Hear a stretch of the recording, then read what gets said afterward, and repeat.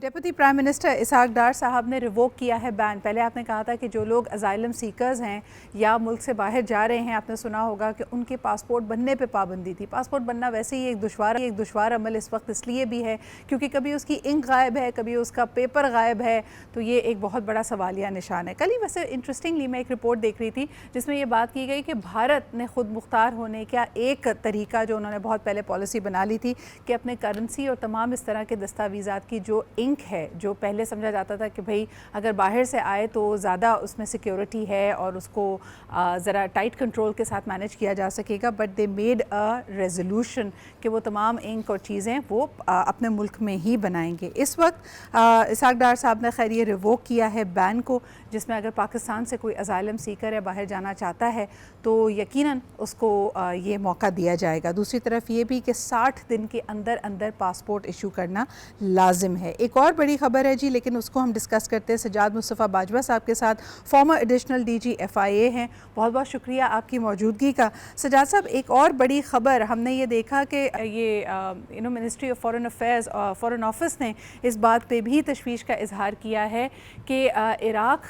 Najaf Karbala जाने वाले जो ज़ायरीन हैं उसमें से तकरीबन 50,000 पाकिस्तानी ज़ायरीन मिसिंग हैं। इसके हवाले से सबसे पहले मैं आपसे सवाल करना चाहूँगी कि ये क्या डेवलपमेंट है, व्हाट इज़ हैपनिंग? क्या ये कोई तशवीश की बात है कि ये लोग स्लिप हो गए हैं या किसी हादसे का शिकार हो गए हैं? ये what exactly is the understanding of the foreign office? अस्सलाम वालेकुम। वालेकुम अस्सलाम। बेसिकली ये भी एक ह्यूमन स्मगलिंग जो है, ह्यूमन ट्रैफिकिंग का एक वे लग रहा है। और इसमें पहले जब ये अलाउड नहीं हो रहा था तो लोग यूज कर रहे थे बाई रोड का, और ये आया कोयटा, ईरान और आगे ये रूट्स यूज करते थे। और जब से ये ज़ियारतें शुरू हुई हैं तो ज़ियारतों के जरिए ये फ्लाइट्स, क्योंकि डायरेक्ट फ्लाइट पहले इराक की नहीं थी, तो ये फ्लाइट के जरिए फिर अब यहाँ से ज़ियारतों के जरिए सबसे आसान काम है कि हर बंदा जो है वो ज़ियारतों के बहाने वो इराक पहुँच सकता है। और अब इराक से आगे ये फिर वही लीबिया और लीबिया से वही कश्तियों में जाके सफ़र करेंगे। सही सही। तो आप समझते हैं जी, ये एक ह्यूमन स्मगलिंग नेटवर्क का एक बहुत बड़ा एक रूट हो सकता है जो अभी हाल ही में, इसके नतीजा क्या निकलेगा? क्योंकि अगर मैं उससे थोड़े अरसे पहले की खबर देखूं तो कहा यह जा रहा था कि फ़ॉरेन ऑफिस इराक़ से ज़ायरीन के लिए जो विज़िटर्स हैं, जो रिलीजियस पिलग्रिमेज के लिए लोग जाना चाहते हैं, उसके लिए वीज़ाज़ को और आसान करने की बातचीत कर रहे हैं। लेकिन थोड़े ही अरसे बाद ये अगर ये खबर आती है तो how do the two go together Sajjad साहब? बदकिस्मती से हमारी कोई पॉलिसी नहीं है कोई भी, और कोई पॉलिसी अगर बनती भी है तो किसी रिसर्च की बेस पे नहीं बनती। अचानक किसी ने आप कान में किसी पॉलिसी बनाने वाले के कान में कह दिया और वो पॉलिसी बनाने वाले ने उसी तरह सोचना शुरू कर दिया, तो कोई इंटर डिपार्टमेंट इस बारे में कोई थॉट प्रोसेस चलता नहीं है। सही। अगर ये आपने वीजा करना है तो कम से कम देखें कि जब इस तरह के पिलग्रिमेज वीजा जो हम इजी करते हैं उसमें प्रॉब्लम क्या आती है। पहले देखें कि सऊदी अरब जाते थे लोग, वहाँ भीख मांगने शुरू हो जाते थे, वहाँ स्लिप हो जाते थे, और उसके लिए फिर सऊदी गवर्नमेंट ने अपना पॉलिसी बनाई। हमने कोई पॉलिसी आज तक नहीं बनाई, लेकिन उन्होंने बनाई कि जिनको वो वीज़ा देती हैं उम्रा का, तो उनके लिए उन्होंने फिर सख्त शराइत कर दी कि ताकि जो बंदा भी वहाँ मिस होगा, जो मिसप्लेस होगा, वापस नहीं आएगा, तो उसके लिए फिर उनको जो उसका प्रोवाइडर है, जो उसका सर्विसेज वाला जो उनको रिस्पॉन्सिबल करता है, उसको फिर वो पनिश करते हैं, उसको फाइन करते हैं, उसको बैन करते हैं। अब गवर्नमेंट पाकिस्तान का भी यही काम है, जो मिनिस्टर ऑफ टूरिज्म है उसका ये काम है कि जब वो ट्रैवल एजेंसी का लाइसेंस इशू करते हैं उसका कुछ चेक एंड बैलेंस हो, कितने लोग गए चेक एंड उसका कोई रिकॉर्ड हो। सर, एक और बड़ा सवाल ये है कि इसके अंदर कुछ लोग रज़ाकाराना तौर पे, कुछ लोग एक तरह से एक रिलीजियस अपनी खिदमत समझते हुए इस तरह के ऑपरेटर्स का काम करते हैं। देखिए, जब हम हज की बात करते हैं हमें पता है कि हज के जो फॉर्मलाइज्ड ऑपरेटर्स कौन हैं, जिसको हुकूमत पाकिस्तान या सऊदी हुकूमत भी रिकग्नाइज़ करती है। इस वक्त क्या इस हवाले से कोई पॉलिसी हुकूमत ने बनाई है? अगर इतनी बड़ी तादाद में लोग ह्यूमन स्मगलिंग नेटवर्क्स का शिकार हो रहे हैं, गलत तरीक़ों से मुल्क से बाहर जा रहे हैं, तो क्या ये जो प्रोवाइडर्स हैं, असिस्ट करने वाले लोग हैं, जो इनके सहूलतकार हैं, उनके ऊपर दायरा तंग करने के लिए कोई पॉलिसी बनाई जा रही है? دیکھیے ابھی تک تو کوئی زیر غور نئی پالیسی جو میرے نالج میں ہو، لیکن میں یہی تو عرض کر رہا ہوں کہ سب سے پہلے چاہیے کہ جو ہمارے جو یہ ٹور آپریٹرز ہیں، جو یہ عمرے کا یا زیارتوں کا ویزا دے رہے ہیں، تو ان کا کوئی ایک پراپر سیٹ اپ ہو، ان کی کوئی پنشمنٹ ہو، اور اگر وہ کوئی وائلیٹ کرتا ہے تو سب سے پہلے اس کا لائسنس کینسل ہو، اس کا کوئی ریکارڈ ہو کہ یہ جا رہا ہے،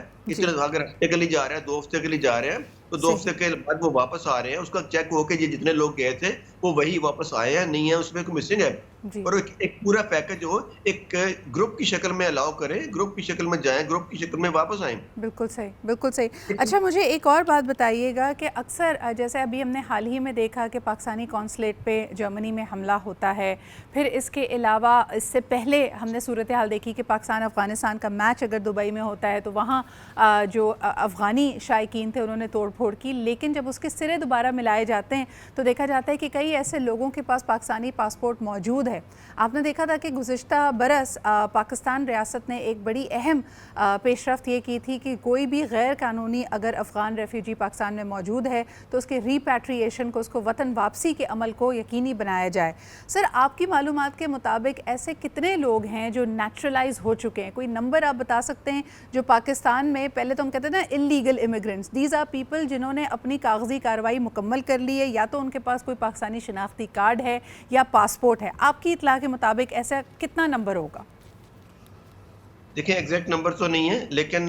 ہماری کیونکہ کوئی ایسا ریسرچ، میں وہ پہلے بتا رہا ہوں کہ ہماری کوئی ایسا ریسرچ نہیں ہے کہ کسی چیز کو ہم چیک کریں۔ ہمیں تو یہ بھی چیز بھی سعودی گورنمنٹ نے بتائی کہ آپ پاسپورٹ پہ اتنے ہزار لوگ جو ہیں وہ سعودیہ میں پہنچ چکے ہیں، انٹرسیپٹ انہوں نے جو ہے ان کو کر لیا ہے، انویسٹیگیٹ کر لیا ہے کہ یہ لوگ افغانی ہیں اور یہ پاکستانی پاسپورٹ یوز کر رہے ہیں۔ ہماری تو اس میں بھی کوئی نہیں ہے سر، لیکن آپ کے پاس تو سارا طریقہ اب ڈیجیٹائزڈ ہے، یعنی اگر ہم پاکستان کے کسی بھی ہوائی اڈے سے ملک سے باہر جاتے ہیں تو ایف آئی اے کا یا امیگریشن کا عملہ پہلے ہمارا ہماری انٹری کرتا ہے، ہماری تصویر لیتا ہے۔ کیا اس کو آن لائن اس ڈیٹا کو اینالائز کرنے کا ہمارے پاس کوئی طریقہ نہیں؟ میں بری لمبی ریسرچ میں جانے کی بات نہیں کر رہی، لیکن کتنے لوگ ماہانہ طور پہ باہر جاتے ہیں، کتنے واپس آ رہے ہیں، ایسا کوئی پیٹرن ہمارے پاس ایف آئی اے کے پاس ڈیٹا نہیں ہوگا؟